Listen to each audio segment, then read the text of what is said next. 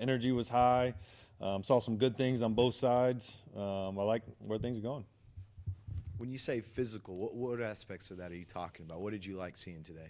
Yeah, we were tackling today. We went out there and tackled. A lot of times, we'll go thud. We have a couple different tempos, but we tackled today. I wanted to see the guys get out there and I wanted to see defense tackle. I want to see running backs run through the arm tackles, and obviously we're always going to stay off the quarterbacks. But I thought we ran the ball pretty well today. I thought the defense did a good job of taking the ball away. That we were a little sloppy at times on offense, but that's part of it. So it was good to put those quarterbacks in different situations.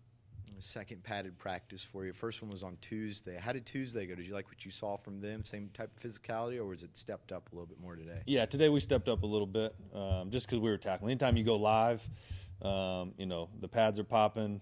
Guys are going out there, and I thought the guys really are trying to please us as coaches. I like that. They're going out there and they're giving it their all. There's nobody half-assing or anything like that. Guys are out there busting their butt, so it was good to see.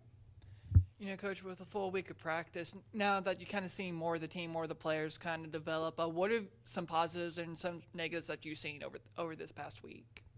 I think there's always going to be negatives, but I think the positives, like I talked about, the energy is really good. Guys are communicating really well. The effort is there. The energy's there. And that's like I talked about on day one. That's what you can control right now. We got new schemes on both sides of the ball. There's going to be some things that we correct in the film room. But I think the energy and effort is really good. Is there any position groups that you think that have stood out the most to you during this past week? I think the cornerbacks have really stood out to me. Those guys are really talented. We got a bunch of really talented guys in that group, and they're practicing hard and they're competing with each other. There's real competition in that room, which is good to see.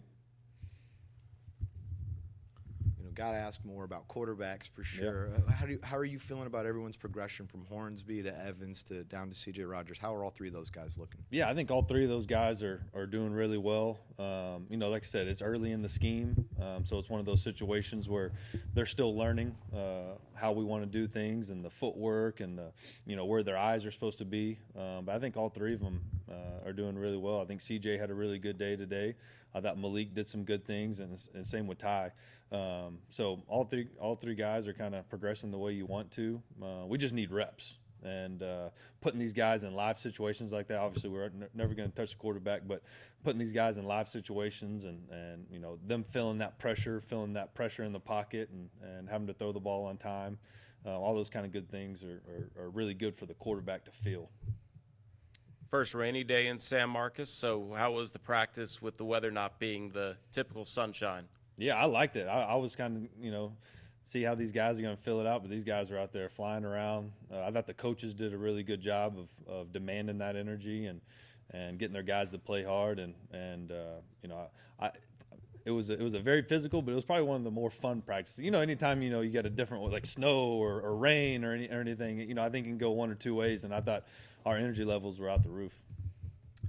How's the team adjusting to the different types of tempo that you like to run? Because it's not fast all the time, so there's obviously some communication that needs to happen there when you're trying to slow it down or speed it up. Yeah, I think that part's it's going okay.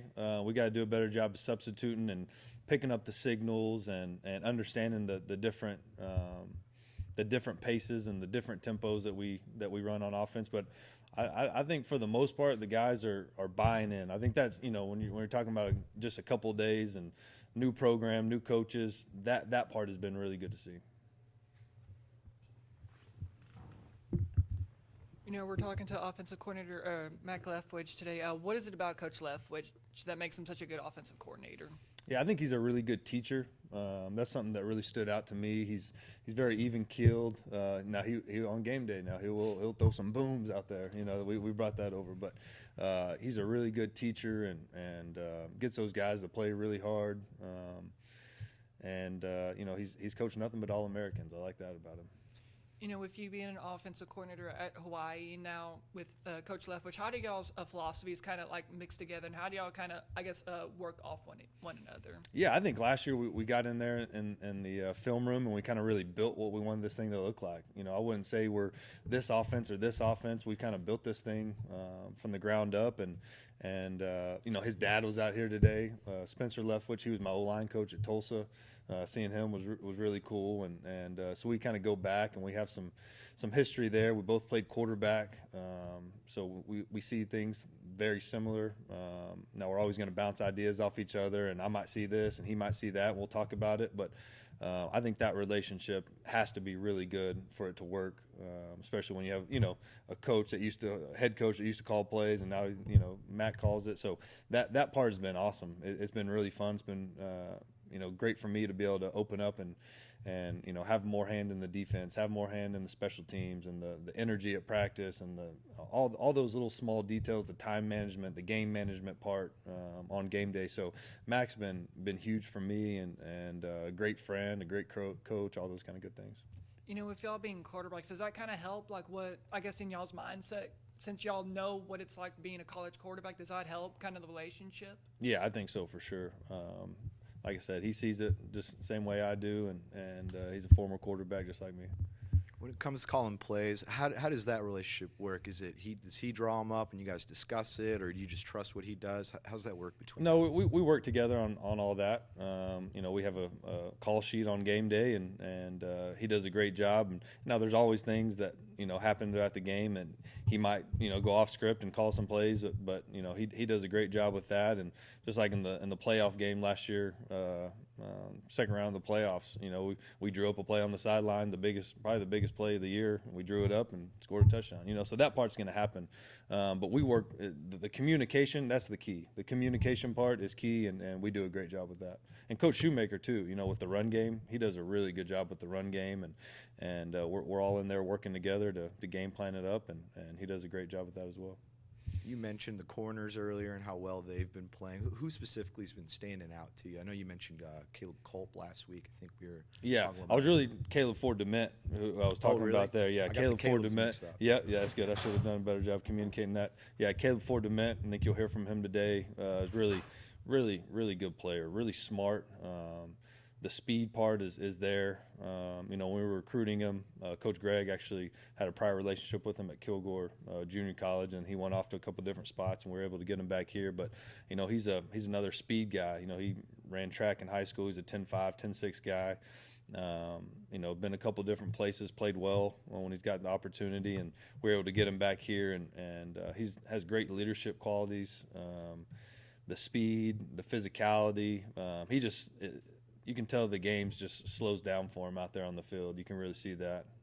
A.J. Edwards is another guy that's a physical guy. He's big. He doesn't panic when the ball's in the air. He's just a really, really good football player. Josh Eaton's another guy, really long, great length, great speed.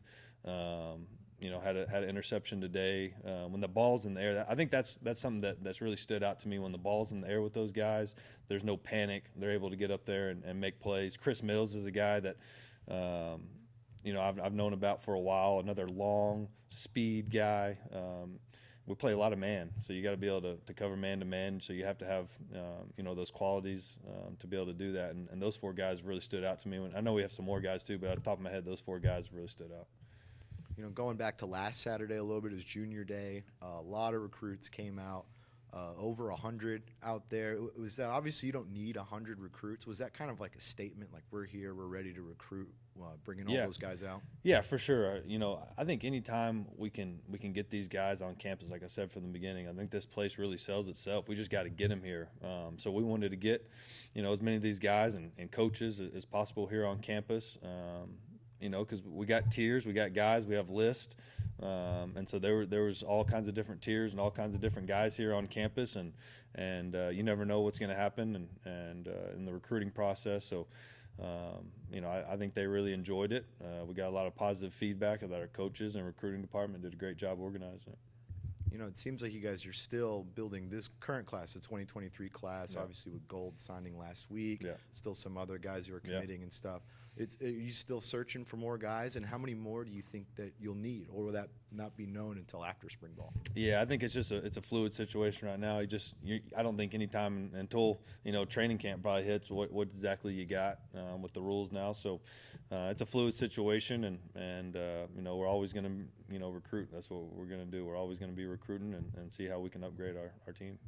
last week we were able to watch some of the practice. Saw Connor Fox and Torrey Spears wearing a red jersey. Yeah. They were still going through it. Does that kind of denote an injury that they just can't hit yet? So They're exactly right. Just no live tackling. They won't go in the thud part of it. More 7-on-7 stuff where it's tracking tempo and getting those guys reps without banging. So they've handled it. Both vet guys, both guys have been around and know how to practice. So that part's been good. Coach, earlier you mentioned Malik Hornsby, so I just want to talk about him a little bit. Do you think his presence come from a D1 school has really elevated the QBs, that whole room, the competition out there? Yeah, I think we got all three of those guys have been former places, and so Malik's done a good job of picking up the offense, and the talent is there. He's one of the fastest guys on the team, if not the fastest. He's got a big arm. It's just learning the scheme and continuing to get those reps and getting better. But he's been awesome. He's been a true quarterback and kind of handling things the right way. And you have good days, bad days, and he's bounced back and had some really good days and had some really, not really bad days, but had some really good days and some bad plays. And he's been able to bounce back and go to that next play mentality. But I've been very pleased with Malik and kind of where he's at. Coach Leftwich has done a great job there. And same thing with the other two guys. They've both done a really good job. And back in the portal, at which point did you guys kind of identify Malik and decide this guy we're going to go out and try and get? Yeah. As soon as he got in the portal, we were on him. He had a couple different options, and I think the ability to stay in Texas, to play in a scheme like this, I think that really sold him. So he's been great through the recruiting process, to getting here in the weight room and the spring workouts, and now we're into practice. He's done everything the right way. So he's just got to continue to do that, and he's going to have a big year. And would you say that coming back to Texas, that's kind of where Real sold him? Because in the portal, some big schools were after him, some Power 5 schools. So how would y'all kind of able to go out and beat those schools out to get him ultimately? Yeah, I think it goes back to relationships. I think from the very first time I texted him, I said, "You're a quarterback. That's the way we see you. We believe in you." And just, when you have those great days and you have those bad plays, we're going to treat you the same. We're going to continue to develop you. I think that part was big. He wanted to go somewhere where he could get developed as a quarterback. And I think he has, I'm a little biased, but, Coach Leftwich and myself, I don't think there's anyone better.